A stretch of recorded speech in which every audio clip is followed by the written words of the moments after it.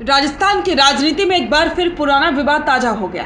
मुख्यमंत्री रहे अशोक गहलोत की हालिया प्रेस कॉन्फ्रेंस में दिए गए बयान ने तूफान खड़ा कर दिया है। गहलोत ने पत्रकार के सवाल पर चुटकी लेते हुए कहा कि नई पत्रकार बनी हो तुम, समझती हो क्या?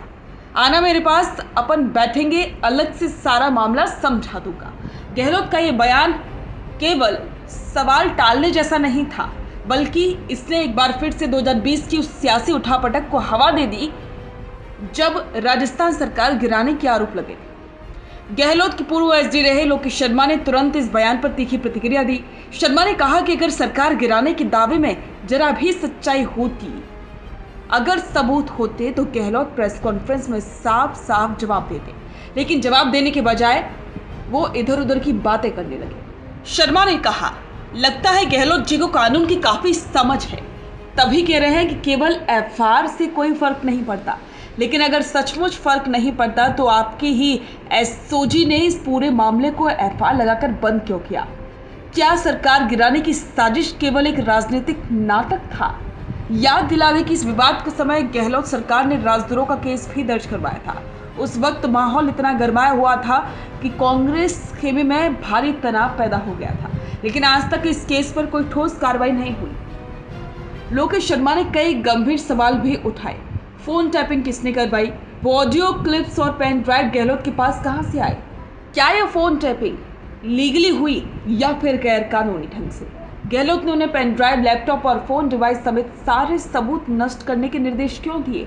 और सबसे बड़ा सवाल, अगर सबूत सचमुच पुख्ता थे तो केंद्रीय नेताओं अमित शाह, धर्मेंद्र प्रधान, गजेंद्र सिंह शेखावत और उस समय ही राजस्थान के डिप्टी सीएम सचिन पायलट पर कार्रवाई क्यों नहीं की गई? इन सवालों का जवाब ना गहलोत ने उस वक्त दिया और ना ही अब तक मिला है। साल 2020 में राजस्थान कांग्रेस में जबरदस्त संकट था। उस वक्त उप मुख्यमंत्री रहे सचिन पायलट और उनके समर्थक विधायकों ने बगावत का रुख अपनाया। गहलोत ने आरोप लगाया कि भाजपा नेता अमित शाह और केंद्रीय मंत्री गजेंद्र सिंह शेखावत की मदद से कांग्रेस सरकार गिराने की साजिश हो रही थी। इसके बाद फोन टैपिंग के कई ऑडियो क्लिप सामने आए। उन ऑडियो में कथित तौर पर भाजपा नेता और कांग्रेस विधायकों के बीच बातचीत सुनाई गई। दावा किया गया कि सबूत सरकार गिराने की साजिश को साबित करती है, लेकिन पायलट खेमे ने इसे सिरे से खारिज कर दिया और इसे गहलोत का षड्यंत्र बताया। मामला इतना बड़ा कि सरकार बचाने के लिए गहलोत ने अपने विधायकों को होटल में कैद कर दिया। गहलोत ने हाल ही में प्रेस कॉन्फ्रेंस में कहा था कि थ्योरेटिकल और प्रैक्टिकल में फर्क होता है। केस में एफआईआर लग जाए तो भी कोई फर्क नहीं पड़ता। लोकेश शर्मा ने इस पर करारा वार करते हुए कहा, अब नए जुमले छोड़ना बंद कीजिए। सच है कि न सरकार गिर रही थी और न ही कोई गिरा रहा था। पूरा मामला सिर्फ आपकी कुर्सी बचाने के लिए खड़ा किया गया था। फर्जी षड्यंत्र था। इस पूरे विवाद में सबसे बड़ा सवाल यह है कि गहलोत ने उस समय अपने ही उप मुख्यमंत्री रहे सचिन पायलट पर क्यों शक किया? अगर सच में पायलट सरकार गिराने में शामिल थे तो उनके खिलाफ सबूत सामने क्यों नहीं गए? शर्मा का कहना है कि असलियत में गहलोत पायलट को कमजोर करना चाहते थे और इसीलिए फोन टैपिंग और ऑडियो क्लिप्स का नाटक रचा गया था। भाजपा भी इस मुद्दे को बार बार उठाती रही थी। उनका यह आरोप है कि गहलोत ने खुद की कुर्सी बचाने के लिए फोन टैपिंग जैसे गैर कानूनी काम करवाए और जनता को गुमराह किया। अब जब एसओजी ने मामले को बंद कर दिया तो साफ हो गया कि सबूत सिर्फ एक राजनीतिक हथकंडा थे। राजनीतिक विश्लेषकों का कहना है कि इस पूरे मामले ने राजस्थान की राजनीति को गहराई से प्रभावित किया। गहलोत और पायलट के बीच दरार इतनी गहरी हो गई थी कि आज तक कांग्रेस पूरी तरह से एकजुट नहीं हो पाई। जनता के बीच ये संदेश गया कि सत्ता बचाने के लिए नेताओं ने कानून और संवैधानिक संस्थाओं का इस्तेमाल किया। नतीजा क्या निकला?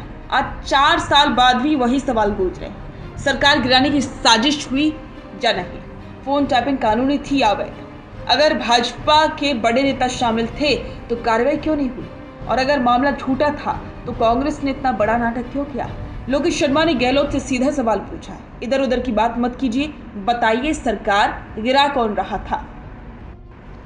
इस विवाद ने साफ कर दिया कि राजस्थान की राजनीति में सरकार गिराने का मामला अभी तक रहस्य बना हुआ है। गहलोत अपने बयानों से इसे हल्का करने की कोशिश करते हैं, लेकिन उनके सामने सवाल बार बार खड़े हो जाते हैं। सच क्या है यह अभी परतों में छुपा हुआ है, लेकिन इतना तय है कि इस सियासी खेल ने राजस्थान कांग्रेस और खुद गहलोत की छवि पर गहरा असर डाला है।